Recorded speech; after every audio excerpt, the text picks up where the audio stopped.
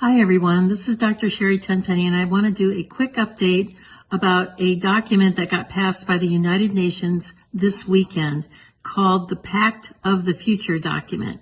It's two parts, one on science and technology and one about the youth and future generations. It is quite egregious, and it was done by a procedure called the silence procedure, which makes it a pact. And if no one objected, it is automatically adopted and put into the record as being completely adopted. This is the World Health Organization's runaround, or end around. Since they were not able to get the World Health Organization treaty passed, they decided to take it to the General Assembly. And it is even more egregious than what the World Health Organization was wanting to get passed.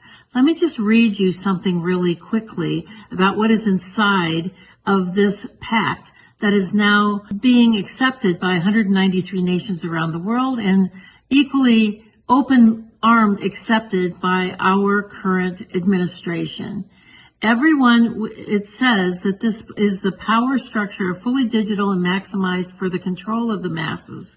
Everyone will be expected to have a biometric digital ID that marks them not just as citizens of an individual country, but as a global citizen. So anytime you hear global citizen or anytime you hear sustainability, think that this is an egregious thing that's happening at the level of the World Health Organization and the United Nations. Anyone that has a dissonant opinion will be labeled as misinformation, disinformation, or malinformation and memory hold. Perpetrators for unapproved information will be fact-checked and punished by the system, which will be operated and enforced by artificial intelligence.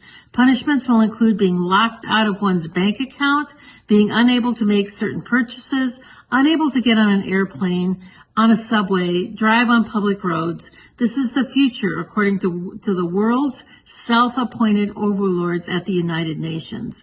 These are unelected bureaucrats that are making decisions about our country, our sovereignty around the world.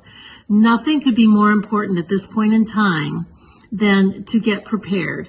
Have water, food, digital access, flashlights, a way to communicate with family and friends. Now is really the time to get involved and get prepared, because this is what's coming. Our Congress is sitting on its hands.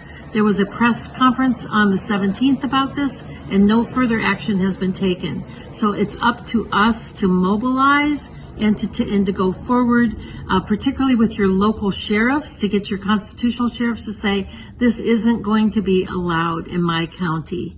Thank you very much. Take action. We've been talking about the onset of one world order, one world government, one world religion, one world money for a long time. Well, it's no longer coming. It's here.